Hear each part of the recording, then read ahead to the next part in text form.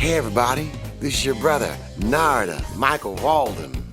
Welcome to All In, my podcast where we break down music, life, and love, interviews and conversations. Let's get into it. I have to talk about the explosion. Yeah. The explosion Yes, sir. of My Girl with David Ruffin Yes. and his genius with you. Yes. And the sound of the strings. Yeah. Paul Reiser. Reiser. The The most incredible string arranging you know of what? all time is that recording. I'm gonna call. Please speak about this record. Anything you want to say about it, man? Because truly, truly, I'm gonna tell you about it. No, we were appearing at the 20 Grand, which was a noted nightclub in Detroit. Right. Okay, we already had we were riding with success with the way you do the things you do. Right. I'll be in trouble. The girl's all right. So Smokey and his wife came to see us, and 20 Grand was it was packed. I mean, people a go was in there. So when we finished the show, Smokey and Claudette came backstage, and Smokey singing our praises. Man, you guys are woo-wee. Dave would throw the microphone up and drop down to his knees. The choreography was tight, and the suits that we had on, and the women were talking about, "Ooh, damn, I want him," all that kind of stuff, Yeah. So when we finished the show, Smokey came backstage. He said, "Man, you guys are fantastic," and he just was singing our praises. But then he paused and he looked down at David. He said, "I got a song for you." And us being young, we was 22, 23. So we were cocky. Man, bring it on. We can sing anything, which, like I said, we could, because we could sing gospel. Oh, man, we had we could sing gospel just as good as the guys that's been doing it all their lives. Mm-hmm. So we had to go to the Apollo, and the Miracles and the Temps. We were at the Apollo together. And in between the shows, Smokey would have us to come to his dressing room to teach us My Girl. So, okay, just another song, smoking, bip, bam, bam, So we said, okay, we got it. Flew back to Detroit. He took us in the studio, and we put the vocals on. I said, okay. When Paul Reiser came in, and the string arrangers, players came in, so I'm listening, and he got down here and run over it one time before they started recording. Nada. When those strings started coming in, I sat there and said, ooh, my God. The song took on a whole nother daylight. And I love it when the strings go, hey. I'm listening to that. I went back in the studio, and Smokey was at the control board. And I said, Smoke, I don't know how big a record this is going to become. This is going to be a big record. Thank you. So Motown released it the last few days of December 1964. February 65, we were at the Apollo without Smokey now. Place was packed. Today, I still have in my home telegram from Berry Gordy, the Supremes, the Miracles, the Beatles, and Jules Podell, who was the head man at the Copacabana, congratulating us on having a big record. And Nada, everywhere we would go, I said, man, I love My Girl, but I said, damn, I'm tired of it now, I said, well, come on, y'all. But hey, it's still happening, and it has taken on a life of its own. And I never would imagine, like now a lot of people consider that's a standard. One day we were somewhere, and I'm listening, I think I was at a restaurant, and I said, that's Tony Bennett. You know what Tony Bennett was singing? My Girl. Mm-hmm. Mm-hmm. It do not get any greater than that. Mm-hmm. Tony Bennett singing My Girl? Mm-hmm. Oh, one of the best songs in the business. And tell you something else about My Girl. So Paul was in charge of running down the show lineup. So, okay, we did it all of 65, 66. And Paul said, well, okay, My Girl is did what it's going to do. He took it out. Nada, when we did the show and we didn't do My Girl, the audience damn near called us every name except the Child of God. That's right. That is one song we can never, ever take it out of our lineup. That's right. Because That's I right. was just asked the other day, well, Mr. Williams, you guys have had so many hit records. How do you determine what should go in and what shouldn't come out, or however? And I said, one thing, it's a delicate balance. I mean, just my imagination. We can't take that out. Can't get next to you. When we sing "Can't Get Next to You," you know who I think of? Kenny What's that? Gamble. Kenny Oh, Gamble. yes. Okay. Because he told me one day, because that's my man. He said, "Man, I love what y'all been doing, but that can't get next to you." Norman Whitfield cut that track. It's so concise and it says it all within that time of framework. Right. We can't never take that out. Ain't too proud to beg, please. We better not take it too much. Can I pause you just for a second because you're going so fast now? Okay. Ain't too proud to beg. Bang. I know. Bump of the drum. Chain. That was so powerful. Let me tell you about God, Lord, so powerful, man. Yeah, let me tell you about that one. Norman would always come by my house when he would lay a track that he felt had to Jim Johnson. Yeah. So he came by. I said, "Well, it sounds hot, Norman. We just have to go in there and do what we're going to do."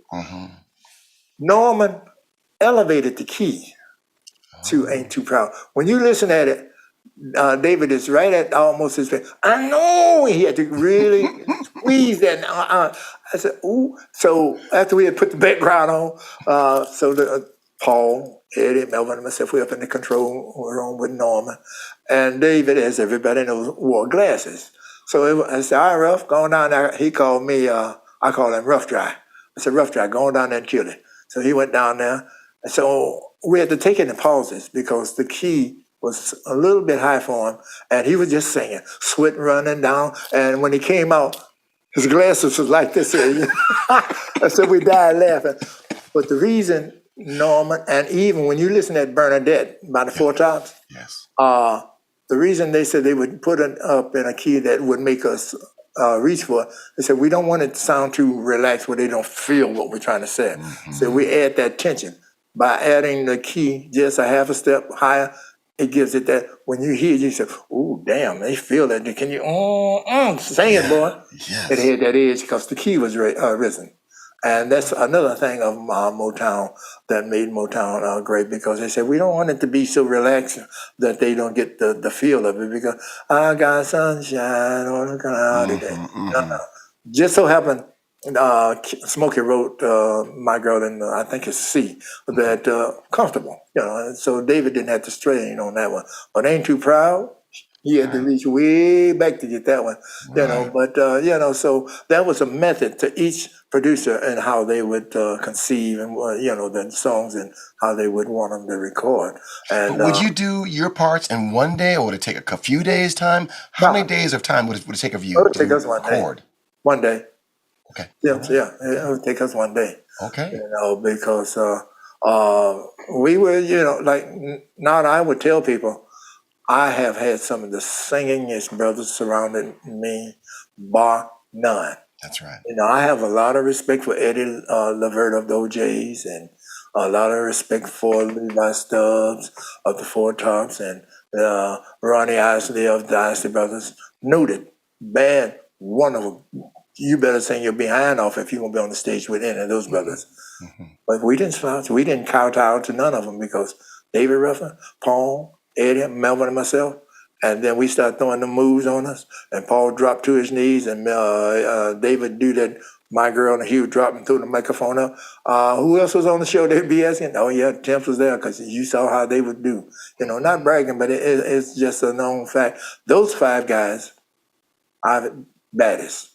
Yes, brother. And then we got to say something about Dennis Edwards not coming up in there. Oh yeah, he's coming up in there. I'm gonna tell you about it. See, Dennis, when we knew we were going to have to let David go, because like this man said, David wanted the group to be called David Ruffin and the Temptations. We met down in El San Juan, Puerto Rico, and Eddie, Paul, Melvin, and myself, and David. And we call a meeting, because he was very to the point of, well, I think it should be David Ruffin and the Temptations. They already got Diana Ross and the Supreme. They have Smokey Robinson and the Miracles. So we said, man, we can't worry about that. We're not going to be no David Ruffin and the Temps. So I said, because Eddie's on some hit records. Paul is singing some lead and what have you. So that started to be the tension builder for us, having to let David go. So it was a stressing point, but no, we kept it. And then when we knew that we were going to have to let David go, Dennis had a group around Detroit called the Firebirds, and so he would play clubs in and around Detroit, and then eventually he went with the Contours. So one day we were at the Howard Theater in D.C., and the Contours was on the show with us, and Dennis was there. Eddie Kendricks and myself, we were checking them out because they came on before us. So Eddie and I, we looked at each other and we said, there's our man right there. Oh, nice looking, can sing his ass off, and all that. So we called and told Barry and them that we want Dennis Edwards. And that's how Dennis got in. The group was because of we knew we were going to have to let David go. And Dennis stepped in. Now, Dennis gave us a different kind of sound because his voice was different than David. But he could sing whatever David was singing. Now, and then Dennis had that, well, even David had that gospel thing in it, but, he was tall, strapping, and the women were just falling all out in the audience, like, oh, God, they got this brother, and he looks good, and what have you. So, but, yeah, Dennis is bad brother. Could sing, and I have to tell you, I saw him just recently before he passed. I went to Aretha Franklin's birthday in New York, and she flew him in, and there was a private rehearsal between her and him, and I played the drum, and he was such a loving, kind man. Yeah. He passed maybe like a year or two later, but it Yeah. was so great to hear him sing the Donny Hathaway song. Oh, okay. I sing the song for you.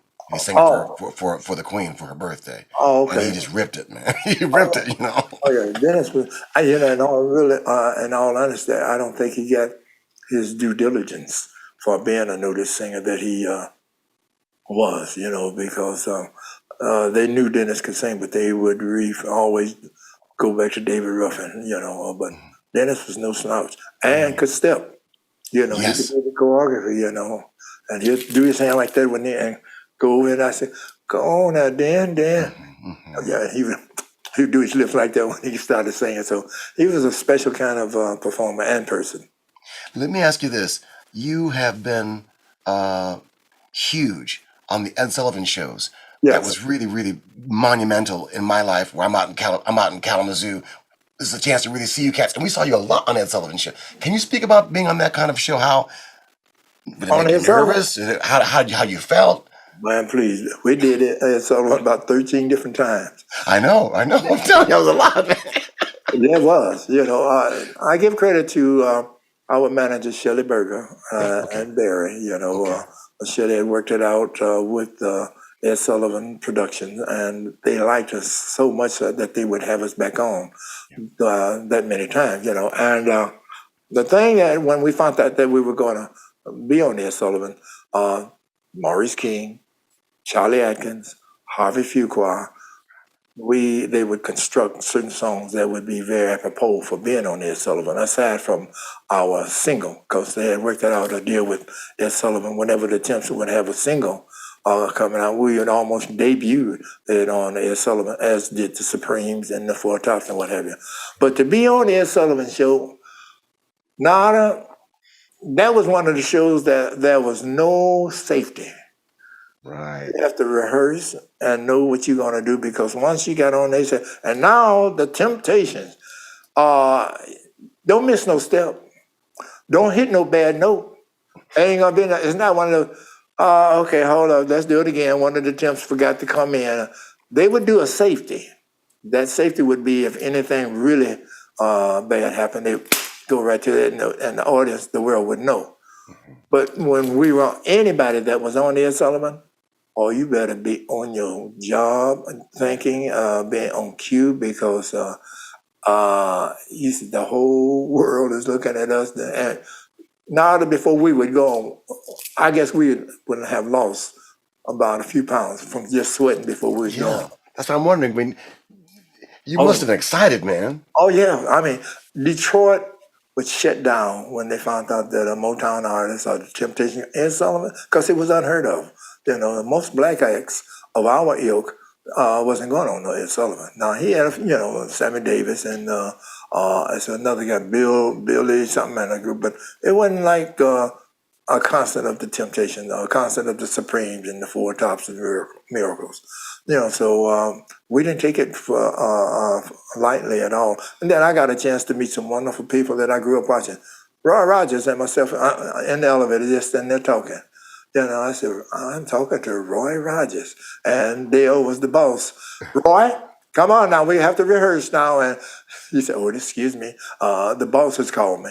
And then I talked to Burt Lancaster, which I grew up watching a lot of his movies. So it was wonderful being on Ed Sullivan. And he genuinely liked us as people, because we stayed one time. I have a picture in my house of his birthday.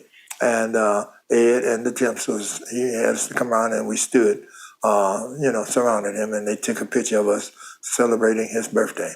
So Detroit would damn near shut down when a Motown act would be on Ed Sullivan. Man, that's some high prestigious stuff down Now we here. have to also honor you because it wasn't just Temptations. You Right. with the Supremes and Diana Ross at her height Yeah. came together and Yes. would do things together. Yes. So But you all just had monster success as doing groups coming together. I tell you another place, a show that we did two of them. Only black group in the history to have such. TCB and GIT. TCB, what is it? Getting it together. No, taking care of business. Taking care of business, right? And GIT, getting it together. Supremes and the Temptation. Whole hour of just the Temps and the Supreme. Unheard of. That was during the late 60s, early 70s.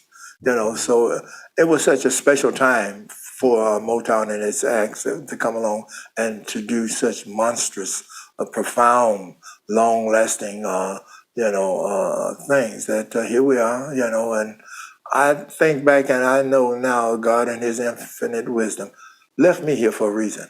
There's no happenstance that that I'm here. I mean, other than, we all got to do what we got to do. But in my home, I have almost 30 different guys that I had to room or whatever that's was in the Temps.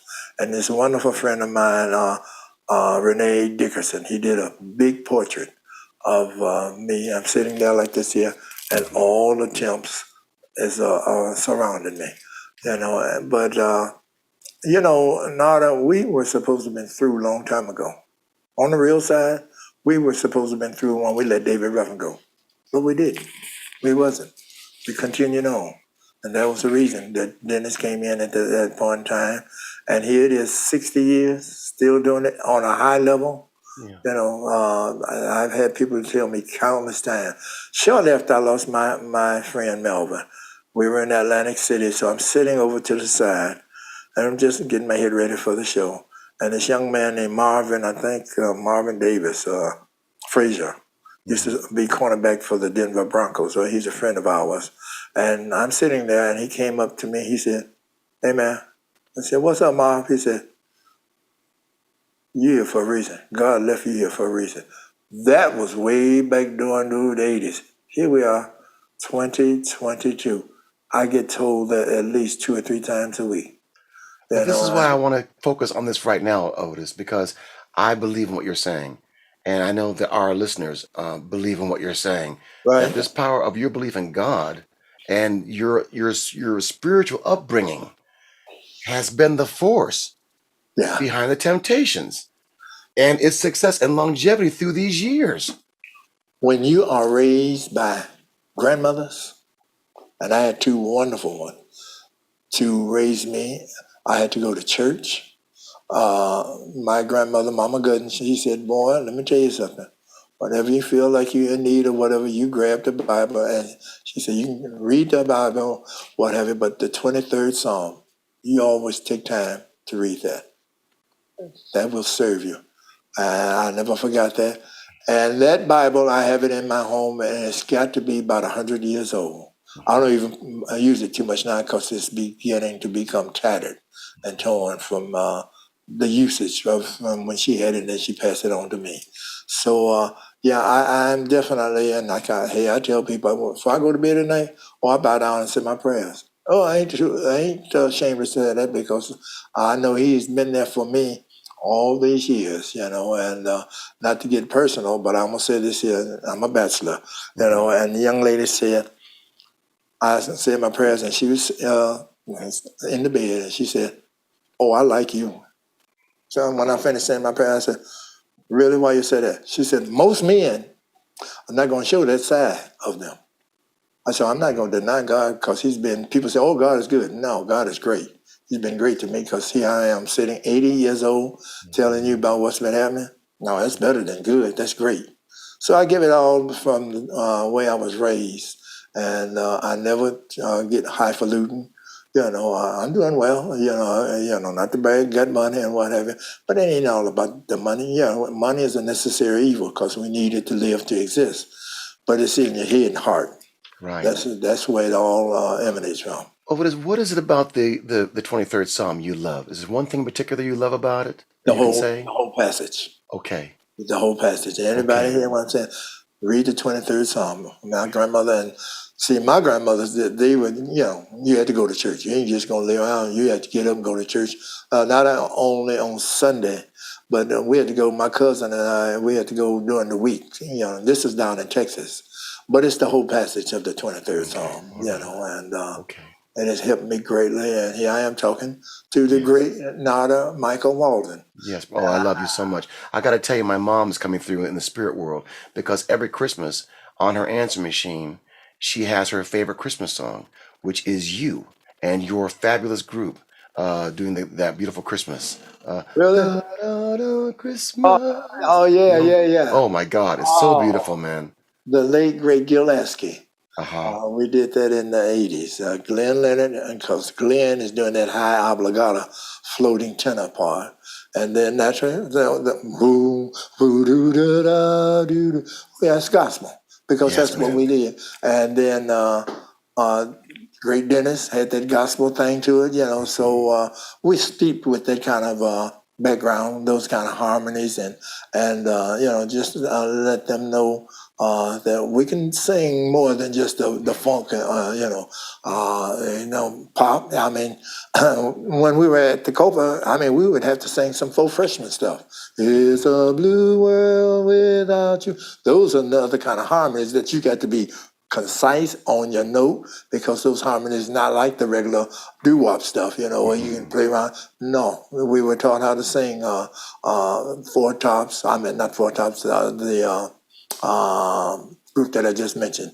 Those kind of tight harmonies, So we could sing anything. Gil Lasky one day heard us messing around, and this is when David and the original Temps were together, and we just singing some gospel.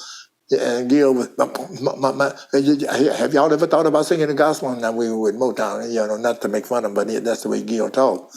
And we said, well, we could do it, but Barry wasn't interested in us doing no gospel at the time because gospel at that time wasn't like it is now. Say gospel now, you can make a good living, so you can go up and sell gold and platinum albums now because it is opening up to be that kind of big of a business. But Gil Lasky wanted to do a gospel album on us, but Barry said, no, we're going to keep them strictly commercial. And that was back during the 60s and what have you, because Gil was in charge of the producer conductor for the Supremes. Beautiful. Yeah, so we have a storied history. I have to ask you just some more kind of things I want to ask you about. When you made a major shift in changing the music up into Psychedelic Shack, into Cloud 9, was this a conscious effort on your part to then, just shift because of the music making a change and you are now at the forefront again, Sly and Famous doing a change, Jimi Hendrix coming on the scene? Let me tell Boom, you. here you are with the new sound out of Okay. Motown, which we were not expecting. I know. Even Motown wasn't expecting what we Okay. we were in New York City, and Yeah. my friend Kenny Gamble, him and I were in my suite talking. So we just talking about naturally the business. And all of a sudden, we heard that doom doom doom doom doom doom doom doom doom doom. So it cut into our conversation. We said, "Who in the hell is that? That's different." And after we listened at it, the disc jockey said, "Well, that's a new one by Sly and the Family Stone." Right. Now at that time, Dennis Edwards had just joined the group. We hadn't recorded anything with Dennis just yet because we had let David go. Dennis was in. So my wife and I, at the time I was married, and we flew back to Detroit. And Norman was at this nightclub, and my wife and I, we went there, and I said, Norman, have you heard of Sly and the Family Stone? They got a new sound. Maybe we should try something like that. Now, to know Norman, him and I grew up together, but Norman, he could be cocky, egotistical up the wazoo. Man, F that, we ain't doing no beat. I mean, he just, oh, no. Okay. So I backed up. We went out of town, came back in town. Norman had recorded the track to Cloud 9. So I said, I got to get his ass now.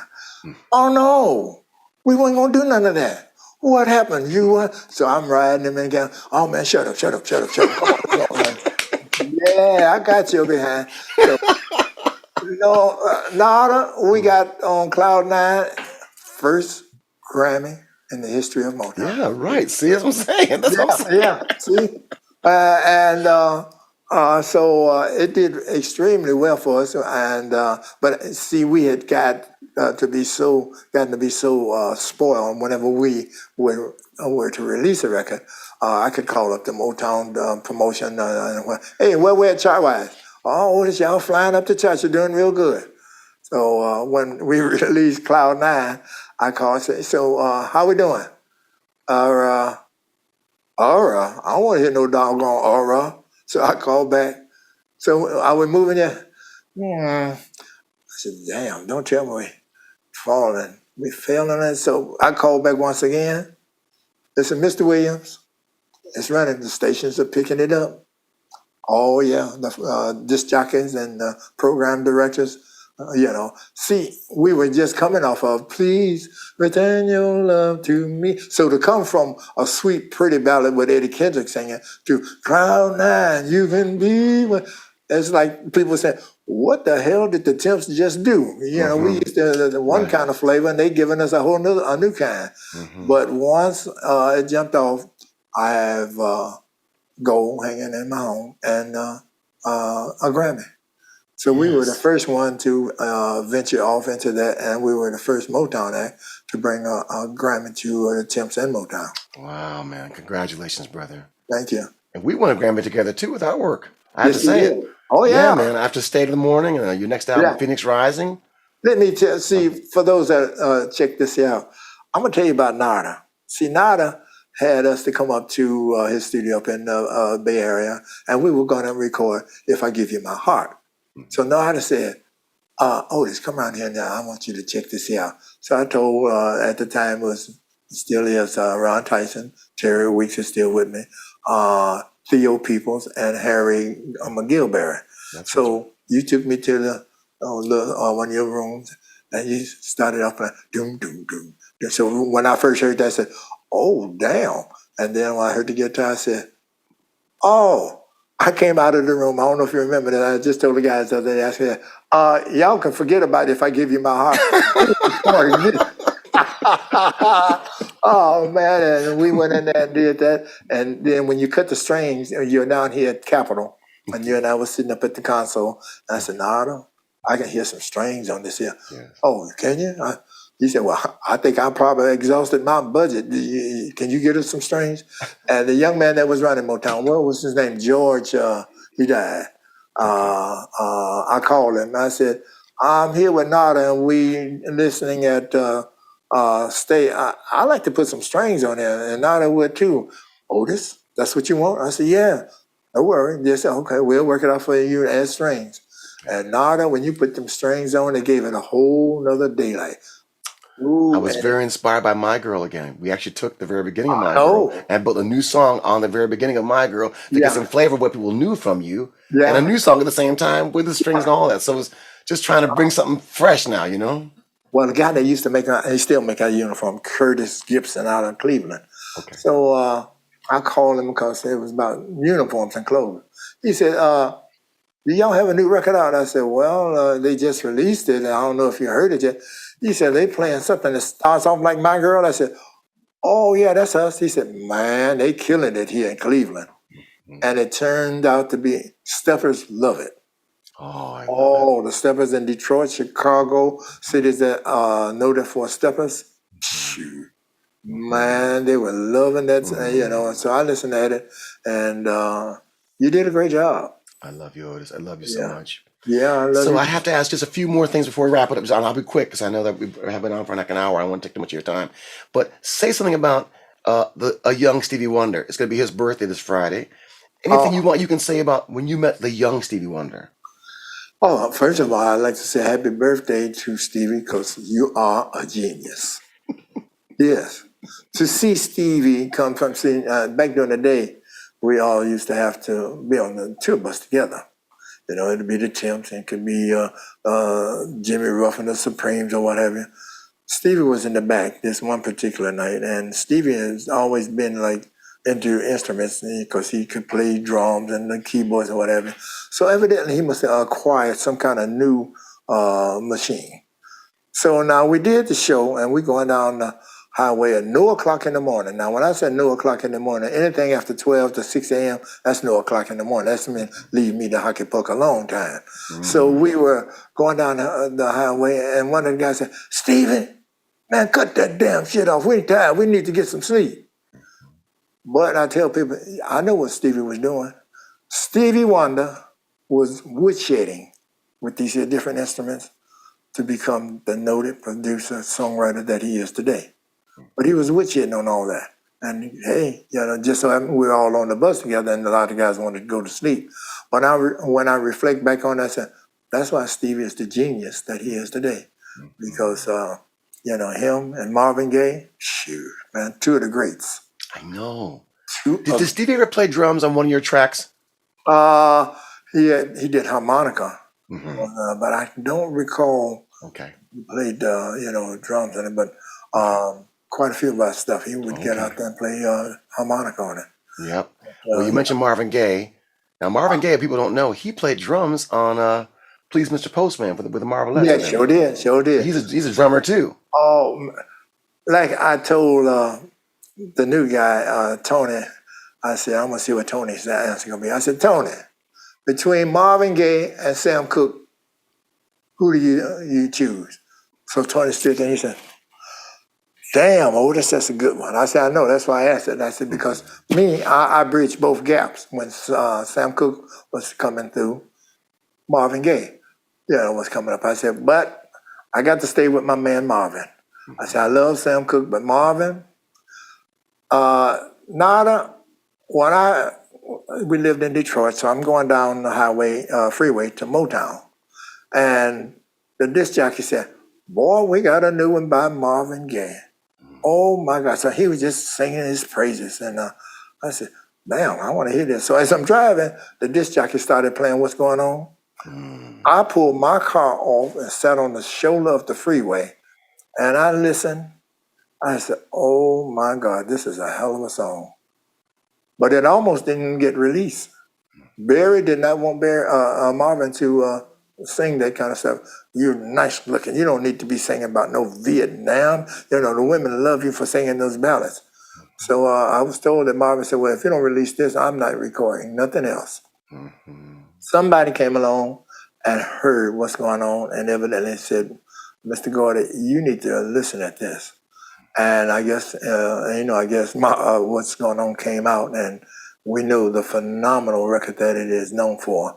So now that one day, back in Detroit, back during those days, I'd be hanging out in the street 2, 3, 4 o'clock in the morning. So I'm driving down West Grand Boulevard, and I saw cars a go-go, lined from the corner all the way down midway of, farther than the midway of West Grand Boulevard. I said, what the hell's happening to all those cars out there at this time of night?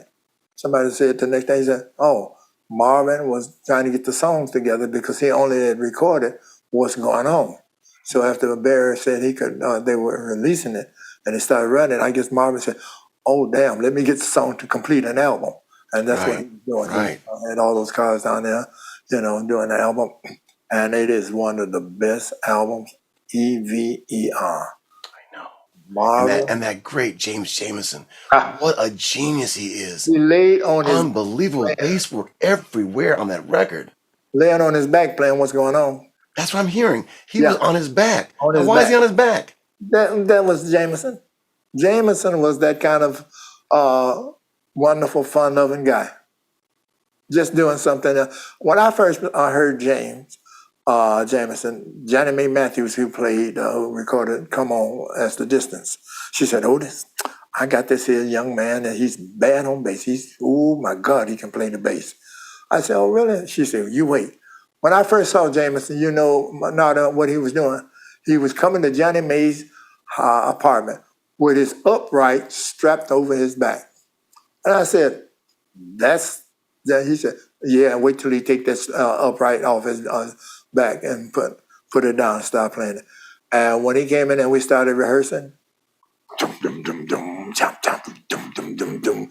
I said, "Oh my God, he's a whole piece of work." See James Jamerson to come from playing upright. And like I tell people, I watch him. When he started playing the Fender, the bass, he used his finger. And he had a tendency to bring his leg up. And Nada, by the time he would bring that foot down, you'd be surprised how many notes riffs that he would put in there. Amazing. And be right back in time. Oh, he was a cold piece of work. I know. Yes, cold piece of work. I have to tell you just a couple of stories. I'm working in London with George Martin, the Beatles producer, and Jeff Emmerich, who recorded the Beatles, okay? Right. And then they were so taken, obviously, by the sound of James Jamerson, Motown sound. Right. Paul McCartney, with the Beatles, is trying to get the same kind of bass sound that James Jamerson had gotten, right. But they couldn't get it. They couldn't get it. And they were thinking, well, because maybe the voltage is different in the UK than America. No. It's James Jamerson, man. Come on, man. That's right. Only one, him and Benny Benjamin on the drums. Yeah, no. Oh, yeah. Lord. And let me tell you about that leak on My Girl. That came about by happenstance. Robert White. Bow, bow, down, down, down, down. So they was just warming up to get ready to lay the track. And Robert White did that. He said, "Oh, I'm sorry, I take that." Smokey said, No, you keep that in. I like that. That's how that came up. But that was, my God, yes. And what great players, so beautiful, man. Oh man, there'll never ever be a band like the Funk Brothers. Mm-hmm. They were a cold piece of work. Them brothers get down there, like I tell people, and I have the audience laughing. I say, to watch and to hear them, funkier than an unwashed armpit, naturally. Yeah, cold piece of work. God. Yeah, see, God brought all those elements together for a reason. Mm-hmm. That was no happenstance. That's right. No. The 60s, like I said earlier, was the most tumultuous decade within the last 100 years. And yet, here come this 2648 West Grand Boulevard. Right. House all those talented producers, songwriters, execs, all those, don't mean to sound in a bad way, minions that helped Motown be known for what it is today. There will never, and I said this night after night when we perform, there will never, ever be a recording company like Motown. Right. Never. Well, upon closing, what do you want to say about the Temptations now? The new album you've got, When We Were Kings, this new album, and anything you want to say to the people now? Well, I want to say with you, see, I love me some Narada because not only do I look at you as a great musician, producer, I look at you as a friend, and when We Were Kings came about, like I said earlier, when I wake up, I thank God for letting me wake up. Mm-hmm. And immediately, it was an epiphany. I said, okay, you're doing the 60th album. And it was like God said, you should do something about the classic Temps. So I thought about it and I said, well, Smokey could do it, but Smokey was sick. Okay. So I said, my mind immediately went to you. I said, the one, for what I hear in my head, that could pull this off would be Narada. So I called you, I said, Narada, and I ran down the idea, hummed a little bit of it, and I said, and don't forget the four-headed mic, and all of us being tall and what have you. You and what's his name, Preston Glass? Preston Glass, of course, the great. Y'all, hey, man, did a wonderful job in it. And I said, now, Narada, I don't want none of that synthetic bass where you sit down. I said, no, give me somebody that's funky. I said, Larry Graham. Yeah. You got Larry Graham, man. I said, and when you sent me the track, I said, That's the Larry Graham I know. I said, he's a bad man, Yes, so yes, he is. and I talked with him, and he asked me to do something a few days ago, but we were working. But when you sent the elements of the track to me, I was as happy as a cat covering up caca, so hey, I'm telling you, so you are a genius, but you are my friend first and then everything thereafter, so I said the other day, because they did a Godfather on us. We got an offer the other day, and my wonderful road manager, Derek, said, Otis, time sensitive, you need to look at this and we need an answer, so so I said, oh yeah, we're going to do it. So I told my MD, my publicist, I said, I got to do a podcast for now, because he asked me times before and we were always going, and I knew we're leaving tomorrow. But so she told me, she said, okay, what you want to do? I said, no, we're going to do it tomorrow, meaning today. I said, because I had promised him that I would do it. And I said, I like to be a man of my word. And so I wanted to go on and do it, because you are very special that way. Thank you, brother. Love you so much. Okay. I have one last question. It comes from my engineer, Jimmy Jam, who helped me cut the Kings and cut things with you. And he wanted to ask you, is there anything that you feel has changed in the recording process? In other words, we used to tape, analog, now we're in the digital domain, Pro Tools and all this. How has it affected you? Anything you want to say about the recording process? See, the one thing about us, you bring whatever, we're going to sing. And we know the technical part of from way we were back during the 60s.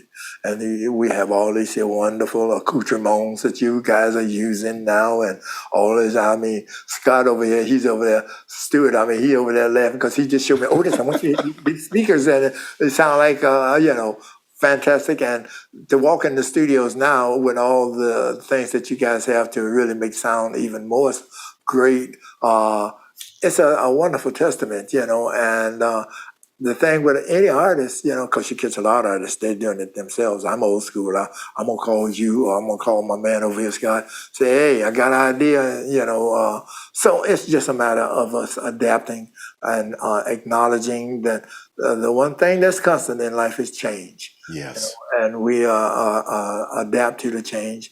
And see, for us, if you can sing, you can sing. We'll let you and Scott over there do whatever as far as the recording. But we know that, because like I said, I came from where we all had to do it.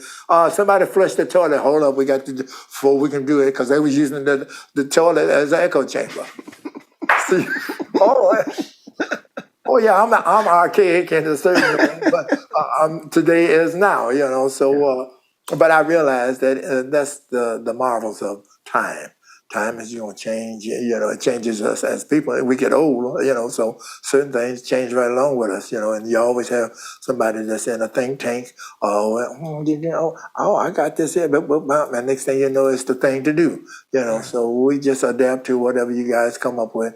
Yeah. The process of it all is, we came up with all this here. Can y'all sing? See, that's right. What it is. That's right. That's it. You got to be. I want to give love to your singers, man. You got a hot group.